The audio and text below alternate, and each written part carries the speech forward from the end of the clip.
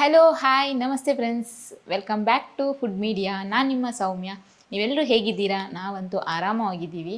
ನೀವು ಆರಾಮ ಅಂತ ಎನಿಸ್ತಾ ಇವತ್ತಿನ ವಿಡಿಯೋ ಸ್ಟಾರ್ಟ್ ಮಾಡ್ತಾ ಇದ್ದೀನಿ. ಹೆಚ್ಚಾಗಿ ನಾವು ಬಿಸಿಲಿಗೆ ಹೋಗೋದ್ರಿಂದ ಮತ್ತು ನಿದ್ದೆ ಕಡಿಮೆ ಆಗೋದ್ರಿಂದ ಅಥವಾ ನಾವೀಗ ತಿನ್ನುವಂಥ ಆಹಾರ ಪದಾರ್ಥಗಳಿಂದ ನಮಗೆ ಪಿತ್ತಿನಾಂಶ ಜಾಸ್ತಿ ಆಗ್ತದೆ.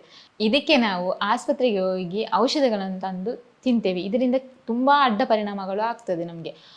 ಅದಕ್ಕಿಂತ ಬದಲು ನ್ಯಾಚುರಲ್ ಆಗಿ ನಮ್ಮ ಪ್ರಕೃತಿಯಲ್ಲಿ ಸಿಗುವಂತಹ ಗಿಡಮೂಲಿಕೆಯನ್ನು ಬಳಸಿ ಗುಣಪಡಿಸಬಹುದು. ಇವತ್ತಿನ ವಿಡಿಯೋದಲ್ಲಿ ನಾವು ನ್ಯಾಚುರಲ್ ಆಗಿ ಸಿಗುವಂತಹ ಒಂದು ಹಣ್ಣಿನಿಂದ ಪಿತ್ತವನ್ನು ಕಡಿಮೆ ಮಾಡುವಂತಹ ಒಂದು ಜ್ಯೂಸನ್ನು ಮಾಡ್ತಾ ಇದ್ದೀವಿ. ಈ ಜ್ಯೂಸನ್ನು ನಾವು ಹೇಗೆ ಮಾಡೋದು ಅಂತ ನೋಡೋದಕ್ಕಿಂತ ಮುಂಚೆ ನಮ್ಮ ಈ ಚಾನಲ್ಗೆ ಯಾರು ಇನ್ನೂ ಸಬ್ಸ್ಕ್ರೈಬ್ ಆಗಿಲ್ವೋ ಸಬ್ಸ್ಕ್ರೈಬ್ ಆಗಿ, ಹಾಗೆ ಪಕ್ಕದಲ್ಲಿರೋ ಬೆಲ್ ಐಕನ್ ಕ್ಲಿಕ್ ಮಾಡಿ ಆಲ್ ಆಪ್ಷನ್ ಸೆಲೆಕ್ಟ್ ಮಾಡ್ಕೊಳ್ಳಿ. ಬನ್ನಿ ಈ ಜ್ಯೂಸನ್ನು ಮಾಡುವ. ಜ್ಯೂಸನ್ನು ಮಾಡ್ತಿರೋದು ನಮ್ಮಮ್ಮ. ಇವರು ನಮಗೆ ಮೊದಲೆಲ್ಲ ಅಂದರೆ ಪಿತ್ತ ಆಗಿದೆ ಅಂತ ಹೇಳಿದರೆ, ತಲೆ ಸುತ್ತದೇ ಇದ್ದರೆ ಫಸ್ಟ್ ಮಾಡ್ತಿದ್ದದ್ದು ನಮಗೆ ಈ ಜ್ಯೂಸನ್ನು ಮಾಡಿ ನನಗೆ ಗೊತ್ತಿದ್ದದು. ಆದ್ದರಿಂದ ಈ ಜ್ಯೂಸನ್ನು ನಾವು ನಿಮಗೆ ತೋರಿಸ್ತಾ ಇದ್ದೀವಿ, ನಿಮಗೂ ಯೂಸ್ಫುಲ್ ಆಗಲಿ ಅಂತ. ಈ ಜ್ಯೂಸನ್ನು ಮಾಡಲಿಕ್ಕೆ ನಮಗೆ ಬೇಕಾದದ್ದು ಬರೀ 3 ಪುನರ್ಪುಲಿ ಅಥವಾ ಇದಕ್ಕೆ ಕೋಕಮ್ ಅಂತಲೇ ಹೇಳ್ತಾರೆ. ಇದು ನಾವು ಹಣ್ಣುಂಟಲ್ಲ ಅದರ ಸಿಪ್ಪೆನ ಒಣಗಿಸಿ ಇಟ್ಕೊಂಡದ್ದು. ಇದನ್ನು ನಾವು ಇದು ಮತ್ತು ಉಪ್ಪು ಸ್ವಲ್ಪ, ಇಷ್ಟು ಬೇಡ, ನಮ್ಗೆ ಎಷ್ಟು ನೋಡ್ಕೊಂಡು ಹಾಕಿದರೆ ಸಾಕು. ಮತ್ತು ಸಕ್ಕರೆ ಅರ್ಧ ಕಪ್ ಅಷ್ಟು ತಗೊಂಡಿದ್ದೀವಿ. ಇದು ನಾವು 4 ಮಂದಿಗೆ ಮಾಡ್ತಾ ಇರೋದ್ರಿಂದ ನಾವು ಇಷ್ಟು ತಗೊಂಡಿದ್ದೀವಿ. ನೋಡಿ, ಒಂದು ಮುಷ್ಟಿ ಅಷ್ಟು ಉಂಟು, ಇಷ್ಟು ತಗೊಂಡಿದ್ದೀವಿ. ನಿಮಗೆ ಜಾಸ್ತಿ ಜನ ಇದ್ದರೆ ಜಾಸ್ತಿ ತಗೊಳ್ಳಿ, ಇಲ್ಲ ಕಮ್ಮಿ ಇದ್ದೀವಿ ಅಂದರೆ ಇಷ್ಟು ತಗೊಂಡು ಪರವಾಗಿಲ್ಲ, ಯಾಕಂದರೆ ಇದು ಹೆಲ್ತಿಗೆ ತುಂಬ ಒಳ್ಳೆಯದು. ಮುಂಚಿನ ದಿನ ಸಂಜೆ ನೆನೆಸಿಟ್ಟು ಬೆಳಿಗ್ಗೆ ಇದನ್ನು ಈ ಥರ ನೆನೆಸಿಟ್ಟಿದ್ದೀವಿ. ನೋಡಿ, ಇಷ್ಟು ಕೆಂಪಾಗಿದೆ.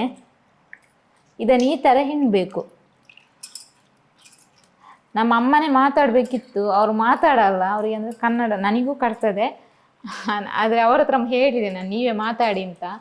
ಬೇಡ ಅಂತ ಹೇಳಿದ್ರು, ಆದ್ದರಿಂದ ನಾನು ಮಾತಾಡ್ತಾ ಇರೋದು.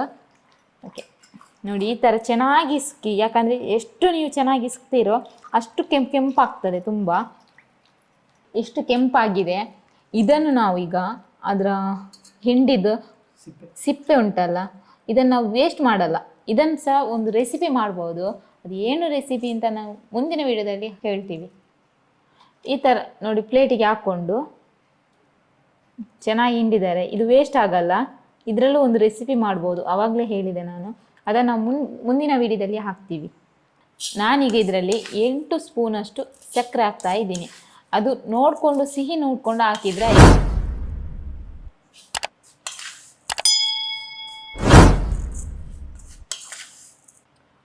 ಒಂದು ಇಷ್ಟು ಸ್ವಲ್ಪ ಉಪ್ಪು ಹಾಕ್ತಾ ಇದ್ದೀವಿ. ಮತ್ತು ಅದನ್ನು ನೋಡಿಕೊಂಡು ನಾವು ಅಂದರೆ ಟೇಸ್ಟ್ ಹೇಗುಂಟನ್ನು ನೋಡಿ ಉಪ್ಪು ಸಕ್ಕರೆ ಹಾಕಿ ಒಂದು ಸೋಸುವ ಜಾಲರಿ ತಗೊಂಡು ಈ ಥರ ಸೋಸ್ಕೊಳ್ಳಿ, ಯಾಕಂದರೆ ಅದರಲ್ಲಿ ಕಸ ಇರ್ತದೆ.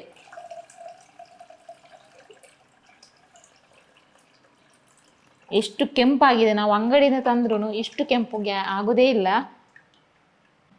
ನೋಡಿ, ಇದು ಅದರ ಸಿಪ್ಪೆ ಅದು ಚೆನ್ನಾಗಿ ಅವರು ಹಿಂಡಿದ್ದಾರಲ್ವ, ಹಾಗೆ. ಇದನ್ನು ನಾವು ವೇಸ್ಟ್ ಮಾಡಲ್ಲ, ಇದರಲ್ಲಿ ರೆಸಿಪಿ ಮಾಡ್ಬೋದಲ್ಲ, ಅದಕ್ಕೇನು ಇದನ್ನು ಹಾಕ್ತಾ ಇದ್ದೀವಿ.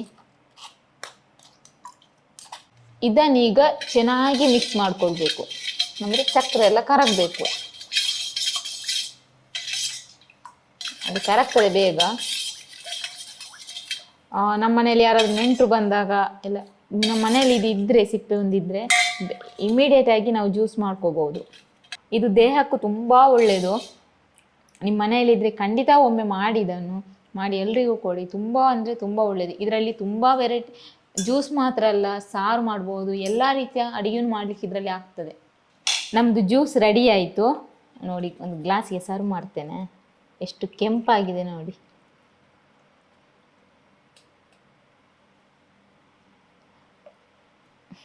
ಎಷ್ಟು ಚೆನ್ನಾಗಿದೆ. ಓಕೆ, ಇದರ ಟೇಸ್ಟ್ ನೋಡುವ ಹೇಗುಂಟು ಅಂತ. ಓಕೆ, ನಾನಿದಕ್ಕೆ ಸ್ವಲ್ಪ ಸಕ್ಕರೆ ಕಮ್ಮಿ ಇತ್ತು, ಅದರಿಂದ 1 ಸ್ಪೂನಷ್ಟು ಸಕ್ಕರೆ ಹಾಕ್ಕೊಂಡಿದ್ದೀವಿ. ಮತ್ತು ಉಪ್ಪೆಲ್ಲ ಕರೆಕ್ಟಾಗಿದೆ. ಈಗಂತೂ ಸೂಪರ್ ಆಗಿದೆ, ಮತ್ತು ಹೆಲ್ತಿಗೂ ತುಂಬ ತುಂಬ ಒಳ್ಳೆಯದು. ಒಮ್ಮೆ ಟ್ರೈ ಮಾಡಿ ನೀವು ಸಹ. ಅದು ತುಂಬ ಈಸಿಯಾಗಿ ಮಾಡುವಂಥದ್ದು, ಏನು ಕಷ್ಟ ಇಲ್ಲ. ಮನೆಯಲ್ಲಿ ಇರುವಂತಹ ಸಾಮಗ್ರಿಗಳಿಂದ ಮಾಡೋದಲ್ವ, ತುಂಬ ಈಸಿಯಾಗಿ ಬೇಗನೆ ಮಾಡ್ಬೋದು. ಈ ಜ್ಯೂಸನ್ನು ಫ್ರೆಶ್ ಹಣ್ಣಿಂದ ಮಾಡಿದರೆ ಇನ್ನೂ ಚೆನ್ನಾಗಿ ಮಾಡ್ಬೋದು.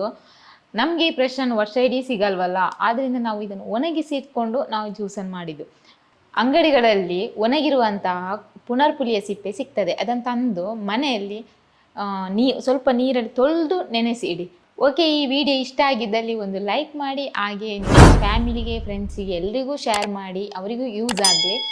ಮತ್ತು ನಿಮಗೆ ಏನಾದರೂ ನಿಮ್ಮ ಅನಿಸಿಕೆ ಅಭಿಪ್ರಾಯ ಇದ್ದರೆ ಕಮೆಂಟಲ್ಲಿ ತಿಳಿಸಿ. ಓಕೆ ಫ್ರೆಂಡ್ಸ್, ನಾನು ನಿಮ್ಮ ಮುಂದಿನ ವಿಡಿಯೋದಲ್ಲಿ ಸಿಗ್ತೀನಿ. ಅಲ್ಲಿವರೆಗೂ ಟೇಕ್ ಕೇರ್, ಬಾಯ್.